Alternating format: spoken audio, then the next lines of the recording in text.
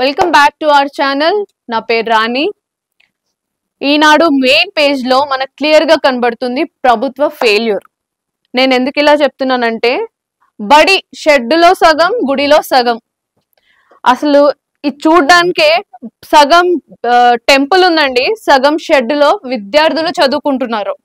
1, 2, 3 తరగతి విద్యార్థులు చదువుకుంటున్నారు ఈ షెడ్ లోకి వెళ్ళి. కనీసం ఒక రూమ్ కూడా కట్టలేని పరిస్థితిలో ఉంది గవర్నమెంట్. ఇప్పుడు ప్రభుత్వం ఎన్నో ఫండ్స్ వస్తాయి వాళ్ళకి, కానీ వాళ్ళు ఇలాంటి వాటికి మాత్రం ఉపయోగించరు.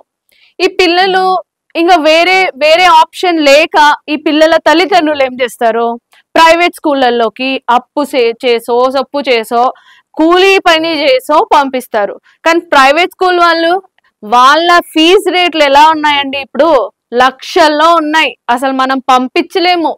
వీళ్ళే కాదు, మిడిల్ క్లాస్ వాళ్ళు కూడా ప్రైవేట్ స్కూల్స్ లో పంపించాలంటే భయంగా ఉంది, కానీ తప్పదు. ఈ పిల్లలు ఈ షెడ్లోకి వెళ్తున్న పిల్లలు ఫస్ట్ పిక్చర్ లో మనం చూసుకున్నట్లయితే first class, second class, third class పిల్లలు, అంటే 1వ తరగతి, 2వ తరగతి, 3వ తరగతి పిల్లలు. 1వ తరగతి చదువుకునేవాడు 2వ తరగతి, 3వ తరగతివి వినాల్సిందే, తప్పదు. ఎందుకంటే ఒకటే షెడ్ లో కదా వాళ్ళు ముగ్గురు కూర్చునేది, 3 తరగతి వాళ్ళు కూర్చునేది. సపరేట్ షెడ్యూల్ కాదు కదా, ఒకటే షెడ్ లో 3 తరగతులు కూర్చున్నారు. సో వాళ్ళు వినకపోయినా అక్కడ ఉండాల్సిందే వాళ్ళు. ఇక్కడ టెంపుల్ పక్కన ఇంకో షెడ్ చూసుకుంటూనే 4వ తరగతి, 5వ తరగతి పిల్లలు ఏం చేశారండి ఈ పిల్లలకి చదువుకునే అవకాశం కూడా లేదా? అసలు జస్ట్ ఒక రూమ్ కట్టే అవకాశం కూడా లేదా? అంత నీచమైన దరిద్రమైన పరిస్థితిలో మన గవర్నమెంట్ ఉందా? ఫండ్స్ అన్ని ఏం చేస్తున్నారో అర్థం కావట్లేదు. చాలా అప్పులు ఉన్నాయంటారు, చాలా ఫండ్స్ వస్తున్నాయి అంటారు. ఎక్కడ తీసుకెళ్ళి ఎక్కడ పెడతారు? ఏదన్నా ఎన్నికలు ఉంటే అక్కడ పెడతారేమో. ఇంటిగ్రేటెడ్ స్కూల్స్ అని ఎవరో చెప్పారు. ఇంటిగ్రేటెడ్ స్కూల్స్ కాదు కదా, మీరు నార్మల్ స్కూల్స్ కట్టండి, నార్మల్ ఒక బిల్డింగ్ కట్టండి, నార్మల్ గా 4 రూమ్లు వేయండి, పిల్లలు వెళ్ళి చదువుకుంటారు అక్కడ. దాదాపు మనం ఇక్కడ చూసుకున్నట్లయితే ఈ 38 మంది 40 మంది వరకు విద్యార్థులు ఉన్నారండి. వాళ్ళకి ఎక్కడ పోయి చదువుకోవాలో కూడా అర్థం కావట్లేదు. ఇప్పుడంటే ఎండాకాలం, వాళ్ళు విలవిలా తట్టుకోలేక ఎండలు ఈ షెడ్లో చదువుకుంటున్నారు. వర్షాకాలం వస్తే ఏం చేస్తారండి? 2-3 నెలల తర్వాత వర్షాకాలం వస్తుంది, అప్పుడు ఎక్కడ పోయి చదువుకుంటారు? తల్లిదండ్రులు ఏం చేస్తున్నారు ఇప్పుడు? ఆడెవడో రూమ్ ఇచ్చినోడు కూడా ఖాళీ చేయండి అని అనేసరికి వాళ్ళు ఇప్పుడు ఈ షెడ్లో పడ్డారు. అందుకే ఈ తల్లిదండ్రులు కూడా తట్టుకోలేక వీళ్ళు ఏం చేశారు, కలెక్టర్ ఆఫీస్కి వెళ్ళి ఒక దరఖాస్తు, ఒక అప్లికేషన్ ఇచ్చారు, మాకు ఒక రూమ్ కట్టండి అయ్యా అని.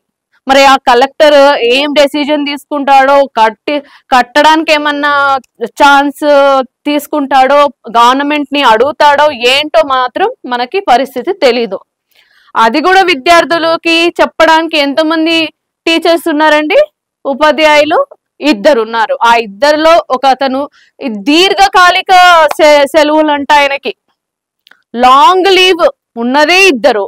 ఈ 2లో ఒక ఆయన లాంగ్ లీవ్, ఒకరు లాంగ్ లీవ్, ఇంకొకరు మాత్రం చెప్పుకుంటూ వస్తున్నారు. సో ఇక్కడ చెప్పేది ఏంటంటే, ఈ గవర్నమెంట్ ఇప్పుడున్న ప్రభుత్వం అసలు ఏం చేస్తుంది? ఇంత చిన్న అవకాశం కూడా లేకుండా ఎందుకు ఆ ఫండ్స్ అన్ని ఏం చేస్తుంది? ఇది ఎక్కడో కాదు, ఏదో చిన్న విలేజ్ కాదు, ఆదిలాబాద్ కు ఆనుకొని ఉన్న విలేజ్. ఇది పెద్ద ఆదిలాబాద్ సిటీ, దానికి ఆనుకొని ఉన్న ఒక మండలం, బట్టిసా వర్గం పంచాయతీ దుబ్బగూడలోని దాజీనగర్ పరిస్థితి. ఒక్క విలేజ్ లోనే ఇలా ఉందా, లేకపోతే అన్ని విలేజెస్ లో ఇలాగే ఉందా? అది తెలియాలంటే మన ప్రభుత్వం కొంచెం ముందుకు వచ్చి చూపించాలి, అన్ని విలేజెస్లలో ఉందా లేదా అనే విషయం.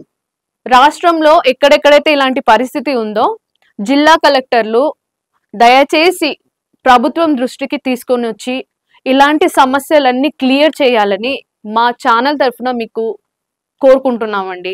నెక్స్ట్ అకాడమిక్ ఇయర్ నుంచి ఇలాంటి ప్రాబ్లమ్స్ ఎలాంటి గవర్నమెంట్ స్కూల్స్ కి కానీ రాకుండా ఉండేలాగా మీరు సొల్యూషన్స్ చేయండి. ఏదన్నా ఒక సొల్యూషన్ తీసుకొని రండి ఇలాంటి కేసెస్ కి అని మేము మనస్ఫూర్తిగా మిమ్మల్ని కోరుకుంటున్నాము.